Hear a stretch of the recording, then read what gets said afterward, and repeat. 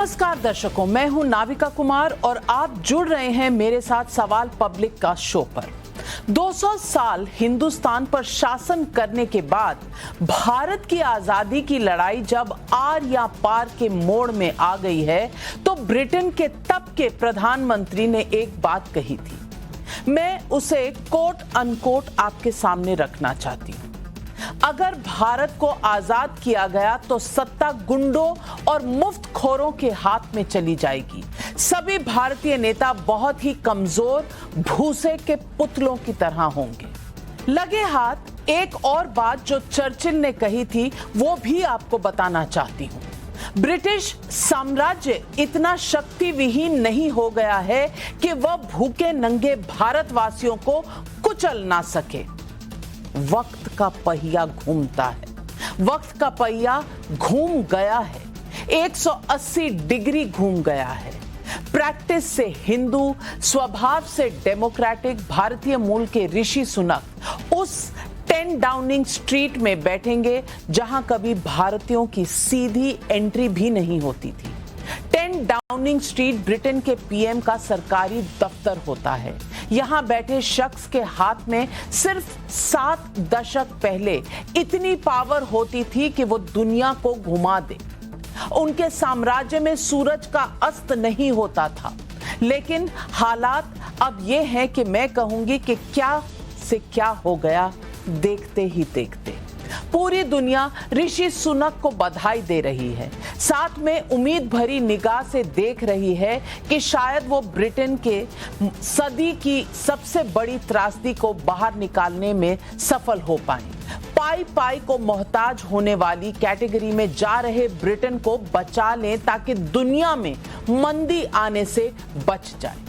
लेकिन मैं ये देखकर हैरान हूं कि अंग्रेजों पर अपने कुशल शासन के लिए आगे बढ़ रहे ऋषि को बधाई देने के बदले हिंदुस्तान में ब्रिटेन में हिंदू पीएम को लेकर अजीबोगरीब कमेंट होने लगे हैं। हिंदुस्तान की कई राजनीतिक पार्टियां इसमें भी पीएम मोदी का विरोध करने का एजेंडा ढूंढ रही हैं। जिन महबूबा मुफ्ती को कश्मीरी हिंदुओं का नरसंहार नहीं दिखता, उन्हें ऋषि सुनक के पीएम बनने में सीएए एनआरसी वाला अपना एजेंडा याद आता है। शशि थरूर पूछ रहे हैं कि कोई विजिबल माइनॉरिटी कभी भारत में प्रमुख बनेगा? पता नहीं क्यों शशि थरूर और उनकी मेमोरी को क्या हो गया है। उन्हें अपनी ही पार्टी से प्रधानमंत्री बने मनमोहन सिंह को याद नहीं करना आता, भूल गए उन्हें। और विजिबल माइनॉरिटी, मनमोहन सिंह सिख थे, सर पर पगड़ी पहनते थे, इससे विजिबल क्या हो सकता है शशि थरूर जी? उधर पी चिदम्बरम भी कह रहे हैं कि भारत में बहुसंख्यकवाद यानी कि मेजॉरिटेरियनिज्म की राजनीति करने वालों के लिए ये एक सबक है जो ब्रिटेन दे रहा है। अब उनसे कौन पूछे कि उनको काशी कॉरिडोर, राम मंदिर, उज्जैन महाकाल कॉरिडोर मेजॉरिटेरियनिज्म क्यों दिखता है? सवाल पब्लिक का है कि ब्रिटेन में ऋषि सुनक का पीएम बनना ही लोकतंत्र की जीत है, तो प्रधानमंत्री नरेंद्र मोदी से बैर क्यों है इन पार्टियों को? क्या ऋषि सुनक पर मोदी विरोध की सनक है क्योंकि मोदी ने तुष्टीकरण के कार्ड को नाकाम कर दिया है? मोदी गर्व से हिंदू होने वाली थ्योरी को लेकर आगे बढ़ते हैं, इसलिए ऋषि सुनक के बहाने भारत के हिंदू पर फिर हमला हो रहा है? सवाल पब्लिक का आज यही है।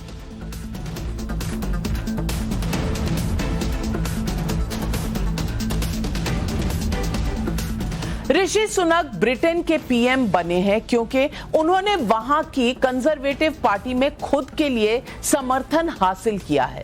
ऋषि सुनक ब्रिटेन के पीएम बने हैं क्योंकि कोविड के समय में अपने देश का वित्त मंत्री रहते हुए उनके काम की तारीफ हुई है। ऋषि सुनक भारतीय मूल के जरूर हैं, भारत के बड़े उद्योगपति नारायण मूर्ति के दामाद जरूर हैं, वो तन से ना सही लेकिन मन से ब्रिटिश हैं। हिंदू होते हुए भी उनमें अंग्रेजियत कूट कूट कर भरी है। ये उनका सच है, ये उनका हक भी है।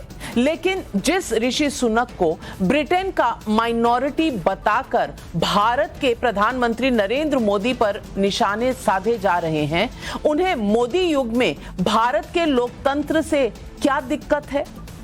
नरेंद्र मोदी ने न सिर्फ सबका साथ सबका विकास का नारा दिया है, बल्कि उनकी आर्थिक योजनाओं का लाभ सबको बराबर पहुंचा है। ये फैक्ट्स हैं, आंकड़े हैं, इन्हें कौन झुठला सकता है? CAA NRC पर ढोल जरूर पीटा जा सकता है, लेकिन क्या CAA से भारत का कोई मुसलमान प्रभावित होता है? जवाब है कि नहीं। NRC का अभी अस्तित्व तक नहीं है। फिर किस बात का हंगामा हो रहा है?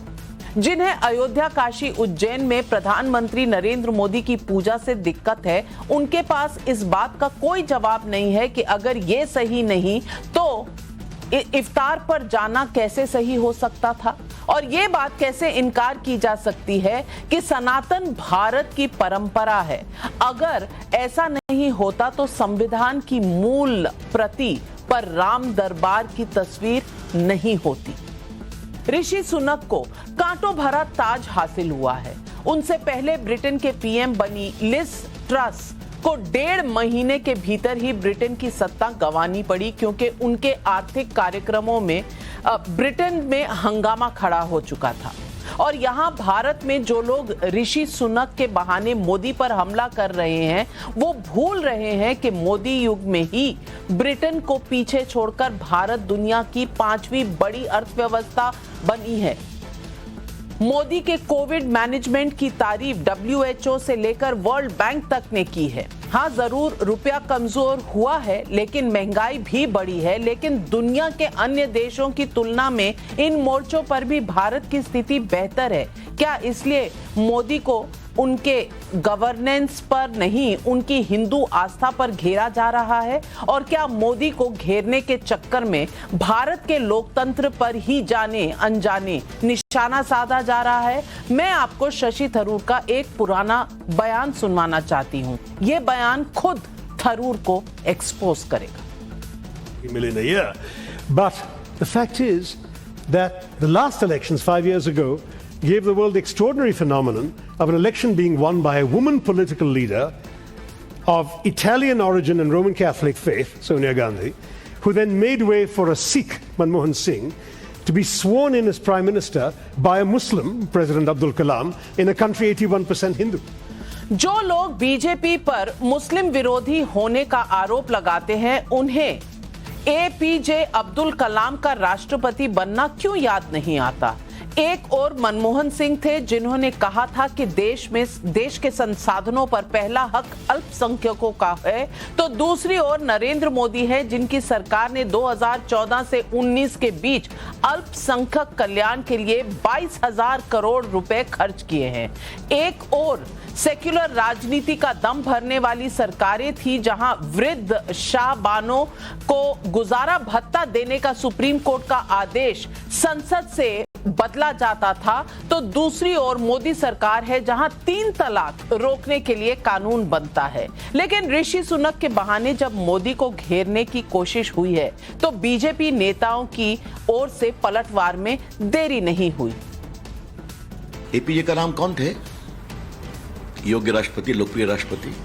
किसने बनाया था? अटल बिहारी वाजपेयी जी ने बनाया था ना, उनकी सरकार थी ना। रामनाथ कोविंद जी, बहुत योग्य दलित समाज से आने वाले नेता को राष्ट्रपति किसने बनाया? नरेंद्र मोदी जी ने। बहुत योग्य द्रौपदी मुर्मू जी को किसने बनाया राष्ट्रपति? आदिवासी समाज की नरेंद्र मोदी जी ने, बीजेपी ने। और क्षमा करिए, नरेंद्र मोदी जी स्वयं कहां से आते हैं? बहुत ही गरीब पिछड़े परिवार से आते हैं। अब ये लोग नहीं समझते तो मैं क्या करूं? हाँ, उनकी पीड़ा ये है कि परिवार के लोग कब बनेंगे, तो इसका जवाब तो भारत की जनता देती है, आगे फिर दे देगी। तो आज सवाल पब्लिक का है, क्या ऋषि सुनक बहाना है, PM मोदी निशाना है? सवाल नंबर 2, अंग्रेजों के लोकतंत्र पर भयभीत क्यों इंडियन अंग्रेज? सवाल नंबर 3, मुस्लिम तुष्टीकरण के लिए मोदी युग में लोकतंत्र पर निशाना क्यों? यही है आज पब्लिक के सवाल, और आइए इन सवालों के जवाब लेते हैं। हमारे साथ जुड़ रहे हैं सुहेल सेठ, मार्केटिंग गुरु हैं, तहसीन पूनावाला, राजनीतिक विशेषज्ञ, लोकेश जिंदल, कांग्रेस के लीडर हैं, बृजमोहन श्रीवास्तव एनसीपी के प्रवक्ता है, अहमद अयाज कश्मीरी एक्टिविस्ट है। लेकिन मेरा पहला सवाल जाता है डॉक्टर संबित पात्रा को, बीजेपी के प्रवक्ता है। मैं सारे अपने पैनलिस्ट को बताना चाहती हूं, सबके पास ओपनिंग रिमार्क्स के लिए 60 सेकंड का समय है। और संबित पात्रा जी, मेरा सवाल आपसे है, ये ऋषि सुनक के बहाने आज फिर से प्रहार करने का मौका मिला है राजनीतिक दलों को। क्या ये इस बात को वहां सेलिब्रेट कर रहे हैं कि कोई माइनॉरिटी यानी हिंदू प्रधानमंत्री बना है और यहां इस देश में जो हिंदू की आस्था रखते हैं उन पर प्रहार करना चाहते हैं? नाविका जी, आपको और आपके तमाम पैनलिस्टों को नमस्कार। मगर खास करके मेरा जो आज अभिनंदन है वो सुहेल सेठ जी के लिए है, क्योंकि बहुत अंतराल के बाद आज मैं सुहेल सेठ जी के साथ मंच साझा कर रहा हूं। और मुझे तो वो सुहेल सेठ कम, कभी कभी बीच बीच में बोरिस जॉनसन जैसे भी दिख रहे हैं। हो सकता है थोड़े दिन बाद यूके के प्रधानमंत्री इत्यादि डिबेट में आए, क्योंकि घड़ी घड़ी बदल रही है यहाँ की फिजा जो है। तो मैं सुहेल जी को बहुत बहुत अभिनंदन करता हूँ। और देखिए, जहां तक आपका ऋषि सुनक जी का विषय है, मैं तो ऋषि सुनक जी को आज शुभकामनाएं दूंगा, कॉन्ग्रेचुलेशंस कहूंगा कि उन्होंने एक नई पारी शुरू की है और ईश्वर उन्हें सफलता दे, वो आगे बढ़े, ब्रिटेन को भी आगे बढ़ाएं। मगर मुझे आश्चर्य इस बात का होता है, सुनक वहां बने हैं और खनक और सनक जो है हिंदुस्तान के कुछ तुष्टिकरण भरे नेता, जो नेता हम हमेशा तुष्टिकरण की राजनीति को आगे बढ़ाते हैं, सनक और खनक यहां हो रही है। मुझे ये बात समझ में नहीं आती है कि हर विषय में कमेंट करना क्या ये आवश्यक है? आप एक कॉन्ग्रेचुलेशन देते और छोड़ देते। नहीं, ये बहुसंख्यकवाद हिंदुस्तान में चल रहा है। ऐसा हिंदुस्तान में कब होगा? जो महबूबा मुफ्ती बोल रही है ऐसा हिंदुस्तान में कब होगा? उनको जब रविशंकर जी ने पूछा कि आप समय लेके बताइए कि क्या जम्मू कश्मीर में एक हिंदू जो अल्पसंख्यक है वहां पर वो कभी मुख्यमंत्री बन सकता है, इस पर उनके पास कोई जवाब नहीं है। और जहां तक एक लंबी फहरिस्त हिंदुस्तान का है, मैं हिंदुस्तान के संविधान के, हिंदुस्तान के लोगों का नमन करता हूं। ये एक्चुअली देखा जाए तो इस प्रकार का जो डेमोक्रेसी है, इतना बड़ा डेमोक्रेसी कहीं नहीं है। आप डॉक्टर मनमोहन सिंह को देखिए, वो तो अल्पसंख्यक थे। आप अब एपीजे अब्दुल कलाम को देखिए, वो तो अल्पसंख्यक थे। आप डॉक्टर हुसैन को देखिए, जाकिर हुसैन को, जो हमारे राष्ट्रपति रह चुके हैं, वो तो अल्पसंख्यक थे। फखरुद्दीन अली अहमद अल्पसंख्यक थे। द्रौपदी मुर्मू आज पूरे विश्व में हमारे लिए प्राइड का विषय है कि एक ट्राइबल महिला को साधारण बैकग्राउंड से हिंदुस्तान ने प्रथम महिला बनाया है। क्या ये सब कुछ हिंदुस्तान में दिखता नहीं है किसी को? तुष्टिकरण इनका बहाना है, ये हर जगह तुष्टिकरण ढूंढते हैं। तहसीन पूनावाला, सवाल तो यही उठता है तहसीन पूनावाला कि ब्रिटेन में कुछ हो रहा है, वहां गीता पर शपथ लेने वाले आज वहां के प्रधानमंत्री बन रहे हैं। तो मैं आपसे पूछना चाहती हूं कि यहां पर गीता पर शपथ लेने वालों को तो आप कहते हैं कि ये जिहाद सिखाता है गीता, वहां पर आप कहते हैं कि माइनॉरिटी, यहां पर आप कहते हैं कि जो मेजॉरिटी है। तो माइनॉरिटीज का इतना ही ध्यान है तो कश्मीर में, जिस तरह संबित पात्रा ने कहा, कश्मीर में हिंदू चीफ मिनिस्टर अगर बन जाए तो क्या दिक्कत है? डीलिमिटेशन के बाद जो महबूबा मुफ्ती का बयान आया था उसे तो शायद आप याद करेंगे। महबूबा मुफ्ती ने कह दिया था ये तो यहां डेमोग्राफिक चेंज करना चाहते हैं या अनर्थ करने वाले हैं जम्मू कश्मीर में। ऐसा क्यों? ब्रिटेन को देखिए ना, आप भी तो कुछ सीखिए। नमस्कार नाविका जी, अव्वल तो आपको सभी पैनलिस्ट को दिवाली की ढेर सारी शुभकामनाएं, बिलेटेड शुभकामनाएं। और आपको मैं ढेर सारा साधुवाद देना चाहता हूं कि आपने एक बहुत महत्वपूर्ण इश्यू पे आज आप चर्चा और डिबेट कर रहे हो। महबूबा मुफ्ती पर मैं क्या टिप्पणी करूं? ये तो संबित भाई और भाजपा की अलायंस पार्टनर है, दोनों साथ में मिलते गठबंधन में सरकार बनाए, और जब भी भाजपा तकलीफ में होती महबूबा मुफ्ती प्रकट होती है और ऐसे कुछ बयान देती जिससे भाजपा का सीधा सीधा फायदा होता। ये तो इनका क्या रिश्ता क्या कहलाता है, ये संबित भाई इसका उत्तर दे। महबूबा मुफ्ती पे मैं उत्तर नहीं दूंगा। उनकी बहन जब किडनैप हो गई थी, संबित भाई की पार्टी इस केंद्र में सरकार में थी और आतंकवादियों को रिलीज किया उनकी बहन को छोड़ने के लिए। ये रिश्ता क्या कहलाता है, आप इस पर उत्तर दीजिए। मैं बात करूंगा ऋषि सुनक और भारत की लोकतंत्र पे, जिसपे मुझे अटूट है। भारत के लोकतंत्र ने सबसे पहला काफी वेस्टर्न मुल्कों के पहला यूनिवर्सल एडल्ट फ्रेंचाइजी दिया। इसका विपक्ष किसने किया? आरएसएस ने इसका विपक्ष किया। भारत ने विश्व की दूसरी प्रधानमंत्री दी, महिला प्रधानमंत्री।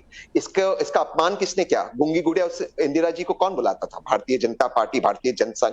और भारत ने डॉक्टर मनमोहन सिंह को भी प्रधानमंत्री बनाया, जिसका अपमान लगातार भारतीय जनता पार्टी करते थे। मौजूदा प्रधानमंत्री मोदी जी ने भी किया है। लेकिन भारतीय जनता पार्टी से मेरा एक ही सवाल है, आप जब आज डाइवर्सिटी की बात करते हैं संबित भाई, दो सवाल पे उत्तर दो।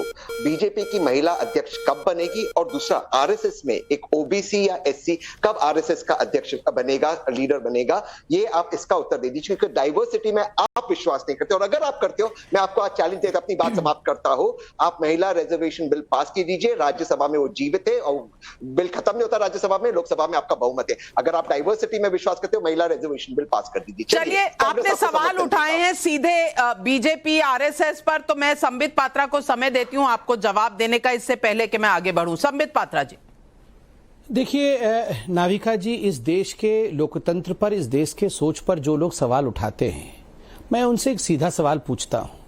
इस देश ने अनेकों वर्षों तक, 10 वर्षों तक तो सीधे तरीके से और उसके बाद अप्रत्यक्ष रूप से एक ऐसी महिला, मैं सम्मान के साथ उनका नाम कहता हूं, आदरणीय सोनिया गांधी जी को, जिनका जन्म हिंदुस्तान में नहीं हुआ, जो जन्म से भारतीय मूल की भी नहीं थी, जो जन्म से हमारे धर्म की भी नहीं थी, उसके बावजूद जब वो हिंदुस्तान आई, इस देश ने उन्हें स्वीकारा, इस देश ने उन्हें स्थान दिया, इस देश ने उन्हें महत्वपूर्ण दर्जा दिया और आज भी यह देश उन्हें मानती है और उन्होंने देश को चलाया एक्चुअली सुपर पीएम के रूप में और अपने एनएसी, नेशनल एडवाइजरी काउंसिल के माध्यम से, रिमोट कंट्रोल के माध्यम से उन्होंने देश को चलाया। आज भी कांग्रेस पार्टी को चला रही है। क्या किसी ने उनको नकारा? क्या वो आज देश में नहीं है? तो ये हिंदुस्तान के कलेक्टिव कॉन्शियंस के ऊपर बार बार आघात करने का काम बंद करे। दूसरा सबसे महत्वपूर्ण, देखिए ये रिश्ता क्या कहलाता है, ये रिश्ता क्या कहलाता है, आपने कहा, मैं तो कहता हूं तहसीन भाई, ये रिश्ता क्या कहलाता है?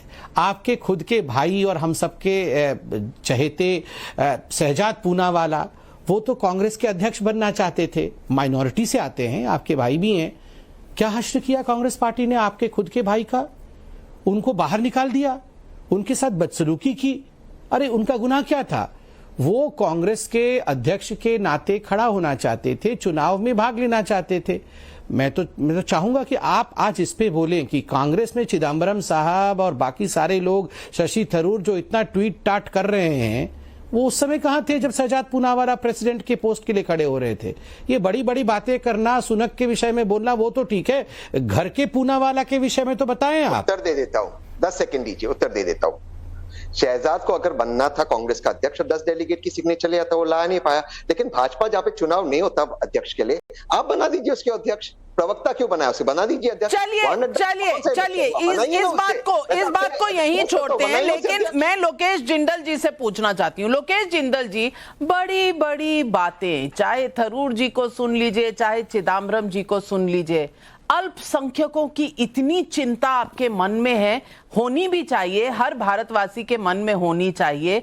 लेकिन जब हमारी ट्राइबल प्रेसिडेंट बनती हैं तो उन्हें कहा था, अभी तहसीन पूनावाला कह रहे थे कि इंदिरा गांधी को गूंगी गुड़िया कहा गया था। मैं बताऊं, आपने, आपकी पार्टी ने और आपके अलायंस पार्टनर्स ने क्या कहा? अरे वो तो पुतला है, पहुंच जाएंगी राष्ट्रपति भवन। और ये अजय कुमार जी का स्टेटमेंट है, उन्होंने क्या कहा? उन्होंने कहा ये तो ईवल फिलॉसफी है। और ये सब तो आप मुर्मू जी के बारे में यहां पर बोल रहे थे। अरे इतना अच्छा लगता है लंदन, इतना अच्छा लगता है ब्रिटेन, और वहां की बातें तो भैया अंग्रेजों के साथ हो लेते वहां के। अब आपको अपने देश में नहीं दिखता कि मुर्मू जी बनी, या इससे पहले रामनाथ कोविंद जी बने, या उससे पहले मनमोहन सिंह जी थे। आपको अपने ही प्रधानमंत्री याद नहीं है तो बाकियों की इज्जत आप क्या करेंगे? लोकेश जिंदल जी, जवाब दीजिए। नमस्कार। देखिए, आपने जो भी कहा उसमें मनमोहन सिंह जो प्रधानमंत्री बने, कांग्रेस कार्यकाल में बने, लेकिन आज स्थिति देखिए, मोदी सरकार में आज एक भी मुस्लिम एमपी नहीं है, जबकि मुस्लिम वर्ग जो है ये 20% से ज्यादा, ये 20% के अराउंड जनसंख्या में है, भागीदार है, लेकिन इसमें एक भी एमपी नहीं है। इस पे भाजपा क्या कहेगी? दूसरी बात, आप अगर स्टेट्स की बात करें और ओवरऑल रिप्रेजेंटेशन की बात करें तो भाजपा ने जैसे मुसलमानों को नकार दिया है, ना उन्हें किसी प्रकार की पॉलिटिकल रिप्रेजेंटेशन दी है, ना किसी प्रकार का उन्हें मीन्स दिया है, और इसके बजाय उन्हें केवल परेशान किया गया है, उन्हें मार्जिनलाइज किया गया है, उन्हें केवल नकारा गया है। आज थरूर साहब ने जो ट्वीट किया उसमें उन्होंने कहा हाईएस्ट ऑफिस, और हाईएस्ट ऑफिस की जगह उन्होंने कहा पावरफुल ऑफिस। अगर हम राष्ट्रपति और प्रधानमंत्री की बात करते हैं, ये दोनों पद बहुत अलग है। राष्ट्रपति पद भले ही हाई हो, लेकिन पावरफुल प्रधानमंत्री का पद। लेकिन भाजपा के दौरान उन्होंने जरूर सेरेमोनियल पोजीशन दी है, एक अल्पसंख्यकों को सेरेमोनियल पोजीशन एक राष्ट्रपति के तहत दी है। लेकिन क्या कभी भाजपा कार्यकाल में हम किसी श्रेष्ठ मुस्लिम या सिख, ईसाई, किसी भी समुदाय के व्यक्ति को प्रधानमंत्री बनते हुए देख सकते हैं? आप सोच भी नहीं सकते, क्योंकि नहीं, मैं आपकी बातों से बिल्कुल असहमति प्रकट करना चाहती हूं। आप सेरेमोनियल ऑफिस कह रहे हैं राष्ट्रपति के ऑफिस को, वो कमांडर हैं हमारी आर्म्ड फोर्सेस की, कमांडर हैं। She is the first citizen, commander है अपने सारी आर्म्ड फोर्सेस की, और कंसोलिडेटेड फंड ऑफ इंडिया की वो अध्यक्ष रहती है। आप कह रहे हैं ये सेरेमोनियल पोस्ट है। मैं सुहेल सेठ जी आपको लाना चाहती हूं। मुझे लगता है लोकेश जिंदल जी ना तो कॉन्स्टिट्यूशन को जानते हैं ना समझते हैं, और उनको चाहिए कि प्रधानमंत्री के पोजीशन पर क्यों नहीं कोई अल्पसंख्यक है। एक ओबीसी प्रधानमंत्री है, वो शायद इनके लिए काफी नहीं। और उस ओबीसी प्रधानमंत्री को किस किस भाषा में क्या क्या कहा है कांग्रेस के नेताओं ने, वो इस देश में सबके सामने है। लेकिन ये कहते हैं कोई अल्पसंख्यक मंत्री नहीं है। मैं बता, मंत्री होना जरूरी है प्रधानमंत्री मोदी के कैबिनेट में जो अल्पसंख्यक हो, या ये आंकड़े जरूरी हैं? 31% घर जो बने हैं वो अल्पसंख्यकों को मिले हैं प्रधानमंत्री आवास योजना में। प्रधानमंत्री किसान सम्मान निधि में 33% लाभार्थी जो है वो अल्पसंख्यक है। प्रधानमंत्री उज्ज्वला योजना में 37% अल्पसंख्यक लाभार्थी हैं। मुद्रा योजना में 36% लाभार्थी अल्पसंख्यक है। ये शायद भूल जाते हैं सारे राजनीतिक दल। सुहेल से ये मैं हैरान हूं लोकेश जिंदल से। नॉर्मली वो बड़ी इंटेलिजेंट बातें करते हैं, पर आज उनकी सोच ने मुझे काफी थोड़ा धक्का दिया है। ये जो घिनौनी सोच है कि अब्दुल कलाम साहब जो हमारे राष्ट्रपति थे, वो एक टोकन राष्ट्रपति थे क्योंकि वो मुसलमान थे, और भाजपा ने उनको इसलिए बनाया क्योंकि भाजपा को कोई गेन करना था। ये एक बहुत ही बुरी बात है और बहुत गलत बात है लोकेश।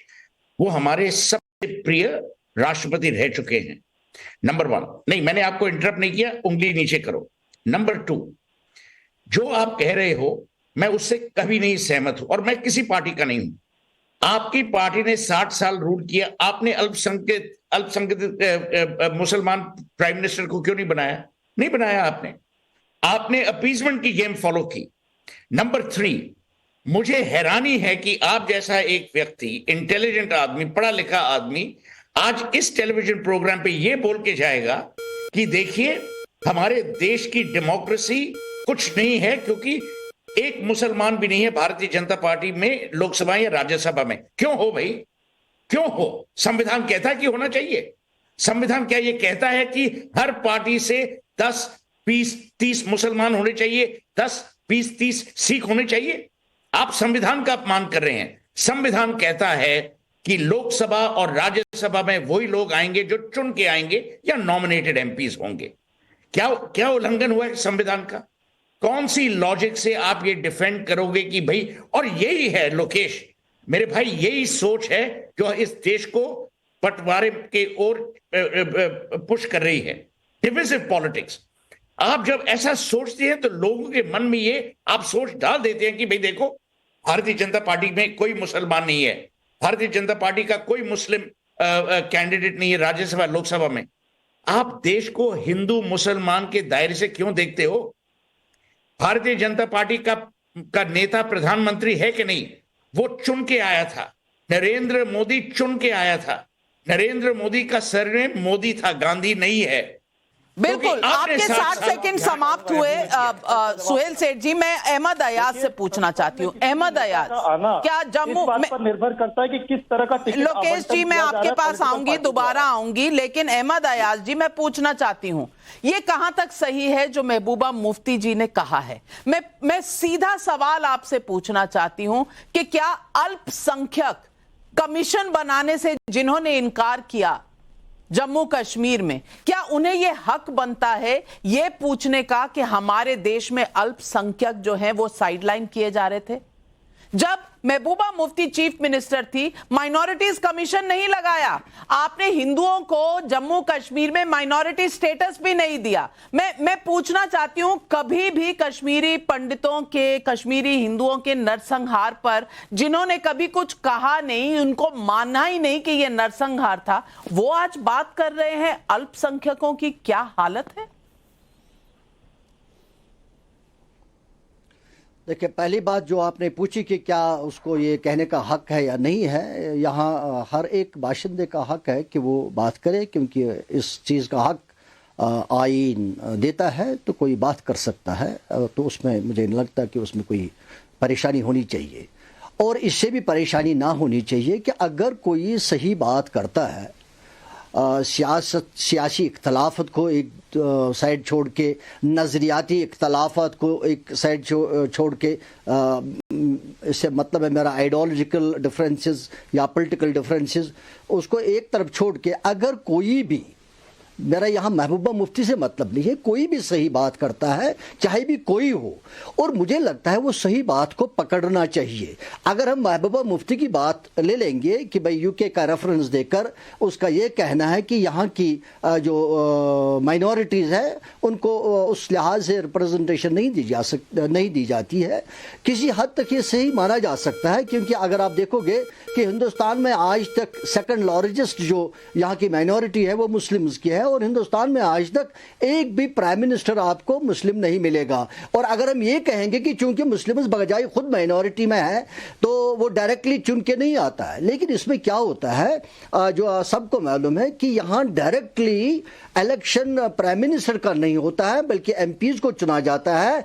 पार्टी फिर अपने प्राइम मिनिस्टर को, अपने जो भी मिनिस्टर्स हैं उनको सिलेक्ट करती है, उनको अपॉइंटमेंट करती है।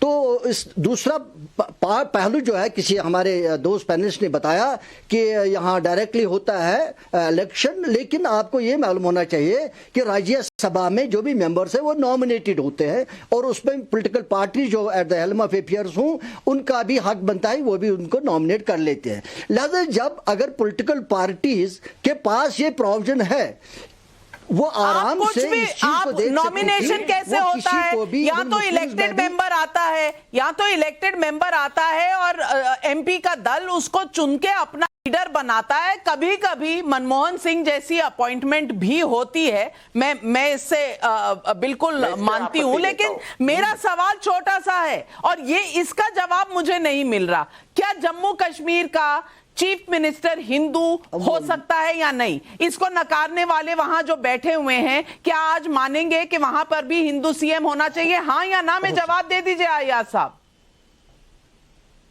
हो सकता है ना, मानेगा कौन? नहीं है। महबूबा मुफ्ती मानेगी? Political party, Mehbooba Mufti मानेंगी? Possible है, पॉसिबल है, थियोरेटिकली पॉसिबल है, लेकिन आज तक हुआ नहीं। जिन्होंने माइनॉरिटी कमीशन बनाया नहीं।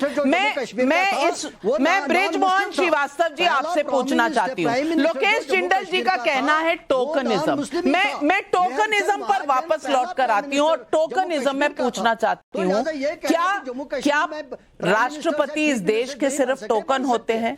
तो उस तरह से अगर देखा जाए तो कांग्रेस पार्टी ने जब डॉक्टर मनमोहन सिंह को बनाया था, नॉमिनेट किया था एज प्राइम मिनिस्टर, तो क्या वो टोकनिज्म नहीं था?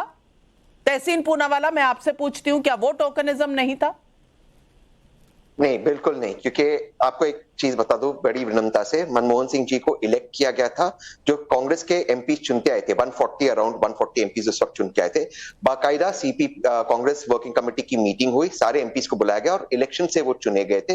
इलेक्शन की डेट है, आपको अगर इस बात में हंसी आती है, आपको लगता है सच नहीं है, तो रिकॉर्डेड मिनटेड रिकॉर्ड है, तो वो मैं आपको भेज भी सकता हूँ, या कांग्रेस कमेटी जयराम जी आपको भेज भी सकते, वो इलेक्ट हुए थे। लेकिन मैं आप सवाल एक संबित भाई से बड़ी विनम्रता से करना चाहता हूँ। यहाँ आते संबित भाई और भाजपा करती है सुनक सुनक, वहां कश्मीर में महबूबा जी की पार्टी के साथ नाचते टुनक टुनक। एक चीज का संबित भाई यहाँ पर चैलेंज मैं आपको देता हूँ, कश्मीर में आज चुनाव होने वाले, आप एक हिंदू कैंडिडेट को डिक्लेयर करिए वजीर आला के लिए, चीफ मिनिस्टर के लिए, कीजिए ना आप डिक्लेयर। पंजाब में कीजिए एक हिंदू भाई बहन को संबित पात्रा जवाब दीजिए, संबित पात्रा जी जवाब दीजिए। जी नहीं, मैं तो कह रहा हूं अभी तो पहले हिमाचल प्रदेश और गुजरात के चुनाव तो डोर स्टेप पे हैं, और कांग्रेस पार्टी ने आज कहा है कि वो शायद गुजरात में एक मुस्लिम कैंडिडेट और हिमाचल प्रदेश में भी एक मुस्लिम कैंडिडेट बतौर मुख्यमंत्री के उतारने वाली है, तो हमें कोई आपत्ति नहीं है। और मैं तो अभी कैलकुलेशन कर रहा था कागज पत्र लेके कि गुलाम नबी आजाद जी को तो बेचारा इन्होंने निकाल दिया, अब कुल मिला करके कांग्रेस पार्टी में इमरान प्रतापगढ़ी है, तो भविष्य अब यंग भी है, राहुल गांधी से यंग है, तो मैं तो आज रिक्वेस्ट करूंगा तहसीन भाई, इमरान प्रतापगढ़ी को पीएम कैंडिडेट के रूप में अभी से डिक्लेयर कर दीजिए। भारत तोड़ो यात्रा चल ही रहा है, बीच में कर ही दीजिए कि हमारा कैंडिडेट जो 2024 में इमरान प्रतापगढ़ी होंगे, क्योंकि राहुल गांधी तो इंटरेस्टेड नहीं है, वो खुद कह रहे हैं कि मैं ये यात्रा इत्यादि पॉलिटिक्स के लिए नहीं कर रहा हूं, मैं ना हिमाचल जाऊंगा ना गुजरात जाऊंगा, क्योंकि सीट जीतना कांग्रेस का लक्ष्य नहीं है, और राहुल गांधी सत्ता चाहते ही नहीं। वो तो कहते हैं सत्ता पॉइजन है, सीट इज पॉइजन, तो अगर वो पॉइजन है तो ये इमरान प्रतापगढ़ी को आप डिक्लेयर कर दीजिए। इतना भारतीय जनता पार्टी तो खराब है आपके हिसाब से, हम तो हैं ही बदमाश, आप कह रहे हैं, आप अच्छे हैं ना। आपने हमारे ऊपर आक्षेप लगाया कि हम तुष्टीकरण नहीं करते, हम बदमाश हैं, हम एंटी मुस्लिम हैं, हम सब कुछ एंटी हैं, आप तो अच्छे हैं। अरे आप इमरान प्रतापगढ़ी को घोषित कर दीजिए कि ये हमारे पीएम कैंडिडेट हैं। तहसीन पूनावाला, हमने कहा जवाब दीजिए। संबित भाई, आज आप इस शो पे एक प्रतिज्ञा लीजिए, जिसकी जितनी संख्या बारी उसकी इतनी हिस्सेदारी है, मोदी जी डिक्लेयर करें। आज आप ये कीजिए, जिसकी जितनी संख्या बारी उसकी इतनी हिस्सेदारी, उतने ही जिस वर्ग से जो आता है, जितने हमारे दलित भाई होते थे उतने जजेस हो गए, जितने हमारी ओबीसी बहन आती है उतने एसपी हो गए, उतने कमिश्नर हो गए। आज आप कर दीजिए, यही तो साबित कर रहे हैं कि आप डाइवर्सिटी के खिलाफ है। अरे चले एक प्रतिज्ञा लीजिए, एक महिला को आप बीजेपी का अध्यक्ष बनाओगे, कम से कम इतना तो कर दीजिए, एक महिला को बना दीजिए, मुसलमानों को छोड़िए, सबसे ज्यादा ओबीसी एमपी बीजेपी में। और मैं याद दिला दूं आपको कि एमजे अकबर, मुख्तार अब्बास नकवी जैसे मंत्री रह चुके हैं यहां पर, इस वक्त अगर नहीं है तो थोड़ा सा पहले का देख लीजिए। पर ब्रिजमोहन श्रीवास्तव जी, मैं आपसे सवाल पब्लिक का पूछना चाहती हूं। पब्लिक से, प्रयागराज से नरेंद्र सिंह का सवाल है कि इंग्लैंड में हिंदू पीएम बन रहा है तो हमें गर्व होना चाहिए, सभी को गर्व होना चाहिए, पर मेरा सवाल है कि इस पर राजनीति क्यों हो रही है? आखिर इससे आपको क्या दिक्कत हो गई? सवाल है पब्लिक का। देखिए, सबसे पहले तो मैं यूके के जो नए प्रधानमंत्री निर्वाचित हुए एशियन मूल के आदरणीय ऋषि सुनक जी को राष्ट्रवादी कांग्रेस पार्टी की ओर से बधाई देना चाहता हूं। देखिए कि ये जो प्रश्न है, ये प्रश्न मैं सोचता हूं शायद आपको बीजेपी से करना चाहिए। ये मुद्दा उठाया किसने? ये विवाद शुरू किया है भारतीय जनता पार्टी के कैबिनेट से बाहर किए गए रविशंकर प्रसाद जी ने। वो बीजेपी में अपनी रिलीवेंसी बनाने के लिए इस ढंग के प्रश्न उठा रहे हैं। मैं सोचता हूं कि इसमें शुरुआत तो यहां से किसी ने नहीं की, और इस पे किसी को क्या आपत्ति हो सकती है कि हमारे देश का दामाद अगर ब्रिटेन के प्रधानमंत्री बनते हैं तो इसमें क्या बुराई है? इस पे किसी को क्या शिकायत हो सकती है? ना तो हमारे वोट से चुने जा रहे हैं, ना हमारे वोट से उनको हटाने की कोई ताकत है। तो मैं ये सोचता हूँ ये तो एक स्वागत करने वाला मुद्दा है, और इस पे हम सारे लोगों को स्वागत भी करना चाहिए। हमारे आदरणीय राष्ट्रीय जो सवाल चिदम्बरम साहब और या शशि थरूर साहब से नहीं पूछना चाहेंगे, और महबूबा मुफ्ती ने जिन्होंने पहले ट्वीट किया था उनसे नहीं पूछेंगे, सीधा रविशंकर प्रसाद से। सेठ साहब, मैंने आपको बहुत ही शांतिपूर्वक सुना था, और मैं सोचता हूँ आज जब कोई आवाज उठाता है तो आप उसको बीच पर टोकते हैं। मैं आपसे भी अपेक्षा रखूंगा कि आप इस मामले में अपने ऊपर नियंत्रण रखें। देखिए, मैं ये कहना चाहता हूँ इस मुद्दे पे कि शशि थरूर साहब ने जो कहा उसकी जिम्मेदारी शशि थरूर साहब की और कांग्रेस की है, पर बाकी के जो देश के हमारे लोग हैं, मैं नहीं सोचता कि किसी को इस मुद्दे पे आपत्ति है। अगर वो वहां के लोगों ने माजिद चुना है, मेमन वहां के साहब तो आपके सांसदों हैं ने ना, उनको अपना प्रधानमंत्री चुना माजिद है। मेमन साहब आपके हैं, उन्होंने एंडोर्स किया है शशि थरूर को, तो थोड़ी सी सिरदर्दी आपकी भी है। चिदम्बरम नहीं, को कोई- उन्होंने किया ये- है एंडोर्स। नहीं, माजिद मेमन साहब ने जो कहा है वो उनके व्यक्तिगत विचार है। मैं चलिए, पार्टी उनकी के प्रवक्ता के व्यक्तिगत रूप है, में आपसे कांग्रेस कह का रहा हूं आपका कि किसी से इस कोई मामले लेना। में सुहेल राष्ट्रवादी सेठ, कांग्रेस ये पार्टी को भी किसी ये प्रकार की कोई राजनीति भी आपत्ति एक नहीं बहुत है। अच्छी जगह है, जहां जब आपको कोई सवाल पूछा जाए तो आप कह सकते हैं ये हमारी पार्टी के जो भी नुमाइंदे हैं उनकी व्यक्तिगत राय है, और बाकी अगर पर मैं हमें कुछ हकीकत कहना बताऊं- नहीं। जब सत्ता ये की बात तो होगी है। तो हम अच्छा, सबके बात साथ बताइए, मिल बैठ के सरकार जरूर बना लेंगे। रविशंकर उस दिन शिवराज पाटिल ने फिर एक स्टूपिड कमेंट जब पास किया, Shivraj Patil, nothing less is expected of him except stupidity, तो जयराम रमेश ने क्या कहा कि भाई वो उनका पर्सनल ओपिनियन है, उनको बस के नीचे ढकेल दिया। ये तो पुरानी पॉलिटिकल आदत है। पर मैं ये कह रहा हूं, जैसे ये बृजमोहन जी ने कहा, भाई चुनाव किसी और देश में हुआ, प्रधानमंत्री किसी और देश का बना, उसके एमपीज ने उसको चुना, किंग चार्ल्स ने उसको अपॉइंट किया, आपको क्या परवाह, आपको क्या तुखरी हो रही है, जैसे पंजाबी में कहते हैं। नंबर 1। नंबर 2, बेगानी शादी में अब्दुल्ला दीवाना, आपको किसी ने ना पूछा है, आपकी ना कोई हैसियत है, ना आपका कोई रोल है। आप बकिंगम पैलेस छोड़िए, आप वो ऑक्सफोर्ड सर्कस तक नहीं पहुंच पाएंगे उनको मिलने के लिए, क्योंकि आपको मिलने की जरूरत भी नहीं होगी। उस इलेक्शन को लेके आपने यहां एकदम हल्ला मचाया हुआ है, क्यों? और ये हल्ला आप मचा सकते हैं। एक मिनट, मैंने आपको, आप भी अपने आप पर नियंत्रण रखिए। मैंने तो रविशंकर प्रसाद जी ने मुद्दा क्यों उठाया? भारतीय जनता पार्टी के नेता है, मैंने उनको ये प्रश्न करना ही नहीं चाहिए था देश में। आप थोड़ा शांत रहिए। मेरा कहने का मतलब नाविका जी ये है कि भाई हमारे देश में ये क्या जरूरी है कि हम अपनी देश को गालियां दे अगर किसी और देश में कोई अच्छी चीज हो रही हो? भाई ऋषि सुनाक प्राइम मिनिस्टर बन गए हैं, आप उनको कंग्रेचुलेट करिए, बात खत्म हो गई। ऋषि सुनाक बने हैं, अब एक और झमेला शुरू करो इंडिया में कि बोलो भाई अल्पसंख्यक को रिस्पेक्ट नहीं मिल रही, हमारे यहाँ क्यों नहीं एमपीज, मुसलमान एमपीज हो रहे बीजेपी के, हमारे देश में कौन सी प्रगति हो रही है, हमारी क्या डेमोक्रेसी है। अरे भाई, किसी और की खुशियों में आप अपने गम की नदियां को बहाते हो, ये तो मेरे को समझ नहीं आता। भाई किसी और की शादी है, वो बेचारा शादी कर रहा है, आप बीच में ये कह रहे हो कि भाई नहीं, हमारे घर की 2 लड़कियों की शादी नहीं हुई, 3 लड़कों की शादी नहीं हुई। Where is the comparison? It is public का एक और सवाल आ रहा है, देवरिया यूपी से पूनम त्रिपाठी का सवाल है, और मेरा सवाल तहसीन पूनावाला से है। ये बोल रही हैं पूनम जी, पिछले कुछ सालों में विपक्ष के नेता केवल विरोध और नफरत वाली राजनीति क्यों कर रहे हैं? क्या पिछले 8 सालों में भारत और भारतीयों के साथ कुछ भी अच्छा नहीं हुआ? तहसीन पूनावाला जी, पब्लिक आज आपसे वही पूछ रही है जो अक्सर हम पूछा करते हैं, जवाब दीजिए पब्लिक को। नहीं, भारत के साथ जरूर पिछले 8 सालों में कुछ ना कुछ अच्छा तो हुआ है, इसलिए तो माननीय प्रधानमंत्री दोबारा से चुनकर आए, वो बात नहीं है। सवाल है जब माननीय प्रधानमंत्री के, क्योंकि ये सवाल हेट को लेकर है, खुद कहते हैं शमशान कब्रिस्तान की राजनीति करते, खुद कहते हैं दंगइयों को कपड़ों से पहचाना जाता है, धर्म की राजनीति करते, तो उस पर प्रश्न उठेगा, और स्वाभाविक है प्रश्न उठे। ये एक लोकतांत्रिक मुल्क है, तो प्रधानमंत्री खुद गलती करते, जैसे नोटबंदी, और बहुत बड़ी गलती थी। नहीं, तो लोकतांत्रिक देश है, तो अगर ब्रिटेन में कुछ होगा तो भी यहाँ पर भंगड़ा डालना जरूरी है कि हम कितने पिटे हुए हैं, हम कितने मिटे हुए हैं। यही कहना, अपने ही देश को हर वक्त नीचे दिखाने से ये लोग बाज क्यों नहीं आते? डॉक्टर संबित पात्रा जी, सवाल तो पब्लिक का ये है। को रोज गाली देना, रोज भारतीयों को गाली देना, रोज नरेंद्र मोदी को गाली देना, रोज राहुल गांधी को गाली देना, सबको गाली देते जाओ। खुशी का कोई त्योहार नहीं है।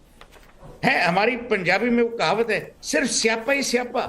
आपको कुछ खुशी नहीं, आपको किसी चीज से खुशी नहीं है। लोकेश इतना अच्छा इंसान है, हैंडसम आदमी है, उसको भी कोई खुशी नहीं है। अरे भाई, थोड़ी तो खुशी रखो। हर दिन आप लोग उठते हो कि भाई आज मैं किसका बैंड बजाऊं, आज हमारे देश में क्या खराबी है। थोड़ी अच्छाई भी देखिए, ये बीजेपी को तकलीफ क्यों हो रही है इतनी? अब ये जो ब्रिजमोहन जी हैं जी के बनने पर कांग्रेस पार्टी के रविशंकर शरद प्रसाद पवार की जी तकलीफ क्यों है? रविशंकर प्रसाद, मैं फिर से रिकॉर्ड स्ट्रेट कर दूं, रविशंकर प्रसाद जी ने महबूबा मुफ्ती के कमेंट पर रिएक्ट किया था। पहला कमेंट रविशंकर प्रसाद का। डॉक्टर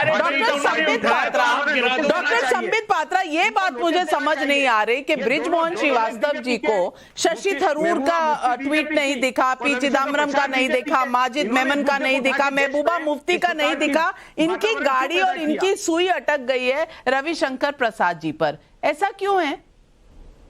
रविशंकर प्रसाद जी ने मुद्दा उठाया है। नाविका जी, आप मुझे बताइए, नाविका ये पहले इनको शांत कर दीजिए, इनको कहिए जरा पढ़ लिख के आएंगे, ये प्रिपेयर्ड होके नहीं आए हैं, इनको जरा शांत करिए। ये किसने मुद्दा उठाया, किसने ट्वीट किया, ये सब जरा पढ़ के आएंगे। किसी मुद्दे पे बात कर सकते हैं? अरे भैया नाविका जी, क्या हो गया है इन लोगों को, क्या डील करेंगे इनके साथ बताइए, क्या बृजमोहन जी फिर आप पर्सनली ले रहे हैं। उन्होंने कहा शायद आप आज की डिबेट के लिए पढ़कर नहीं आए, उन्होंने ये नहीं कहा कि आप पढ़े लिखे नहीं हैं। आप सुन तो लीजिए बृजमोहन जी, आप सुन तो लीजिए वो कह क्या रहे हैं, आपको अपशब्द नहीं कहे उन्होंने। ट्वीट पढ़ के आइए महबूबा जी का। मालूम क्या है आपके पास, आप बताइए मुझे क्या है, भगवान क्या बोल रहे किसने हैं? इनको अनपढ़ कहा?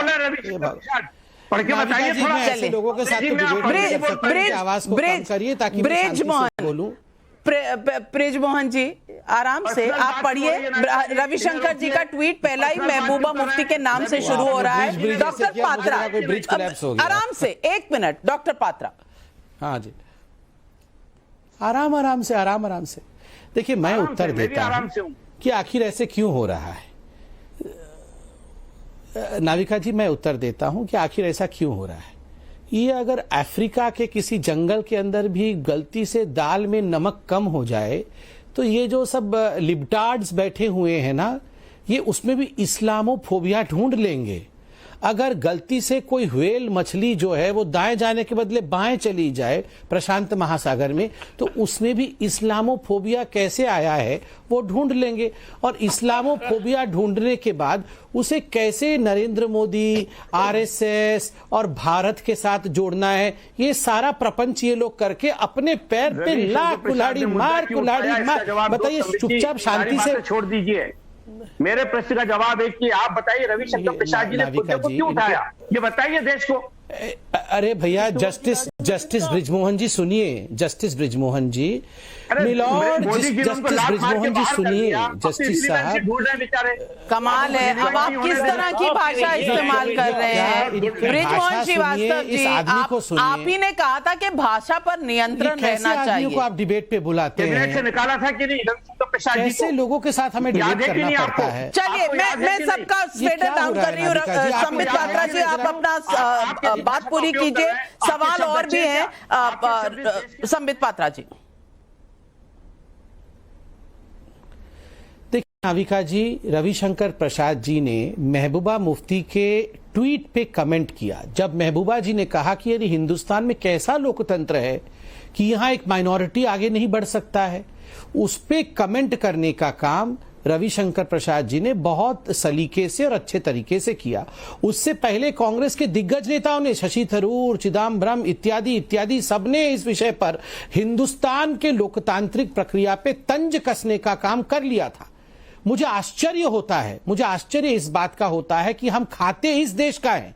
जितने भी लोग चिल्लाने में लगे हुए हैं, ये सब खाते इस देश का है और इसी देश के खिलाफ आर्टिकल निकलवाते हैं वॉशिंगटन पोस्ट में, इसी देश के खिलाफ आर्टिकल निकलवाते हैं न्यूयॉर्क टाइम्स में, इसी देश के खिलाफ जाके सेमिनार करते हैं अमेरिका में, लंदन में। और मुझे आश्चर्य इस बात का है, आप देखिए ऋषि सुनाक जब गौ माता की पूजा कर रहे थे, यही वो लोग थे गौ माता की पूजा करने से थोड़ी प्राइम मिनिस्टर बन जाएंगे। और जब बने नहीं थे, जब मैडम लिज बन गई थी, उस समय ये सारे लोग हंस रहे थे ना, देखो हो गया ना, और कर लो गौ माता की पूजा।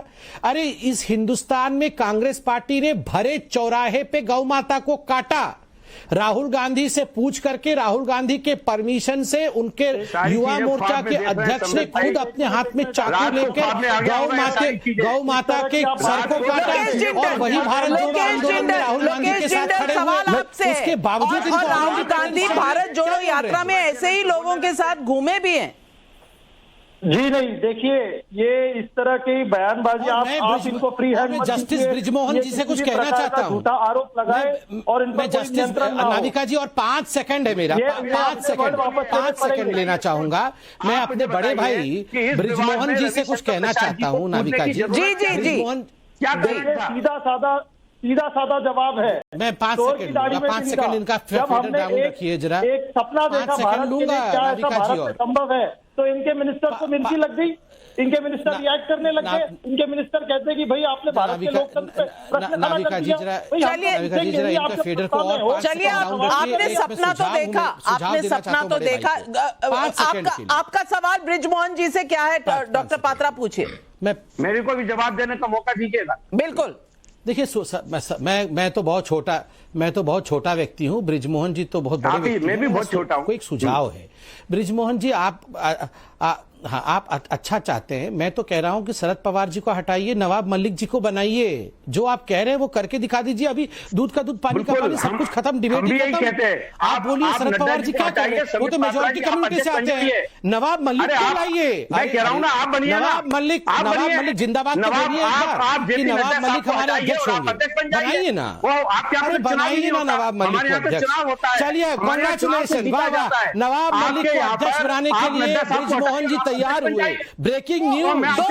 दो और सवाल है मिर्जापुर से। जटाशंकर का सवाल है, ऋषि सुनक के ब्रिटेन के पीएम बनने पर ना सिर्फ हिंदुओं को बल्कि हर भारतीय को गर्व होना चाहिए, लेकिन महबूबा मुफ्ती जैसे नेता इसके बहाने हिंदुओं के खिलाफ नफरत का बीज क्यों बो रहे हैं? सुहेल सेठ, आप इसका जवाब दे सकेंगे?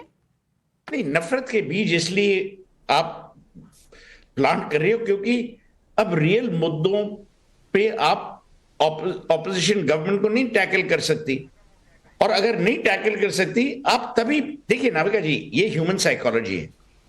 आप मुद्दों को इस वक्त और कब उठाते हैं? आप तब उठाते हैं जब आपको और आपके पास कोई लॉजिक नहीं है।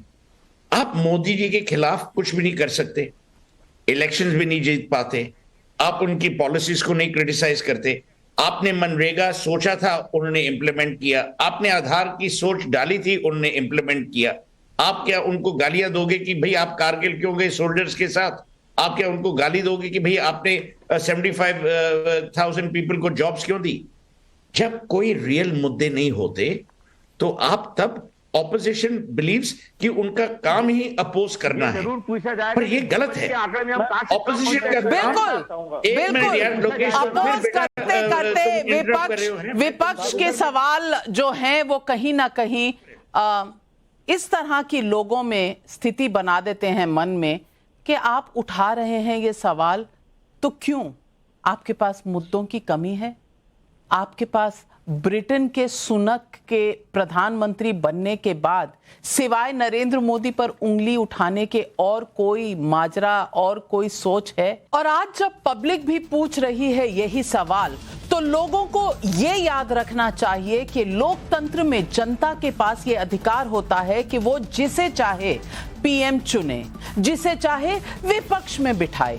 इंग्लैंड के लोगों ने अपने लोकतांत्रिक अधिकार का इस्तेमाल किया। आज पूरा इंग्लैंड एक भारतीय मूल के नागरिक पर टकटकी लगाए हुए है कि कैसे उन्हें वो उस संकट से बचाए जो उनके सामने हर दिन बड़ा होता जा रहा है। ऐसे समय में भारत की राजनीतिक पार्टियों को संयम से काम लेना चाहिए था।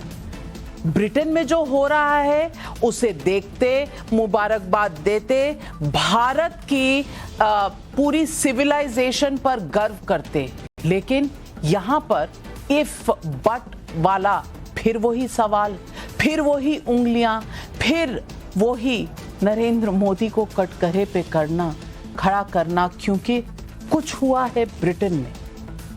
सवाल यह है कि क्या राजनीतिक दल अपने देश में जो हो रहा है उसे देख नहीं पा रहे, या सिर्फ कुछ बोलना है तो बोलते चले जा रहे हैं? यही है आज पब्लिक का सवाल और यही है मेरा नजरिया। लेती हूं आपसे इजाजत। नमस्कार।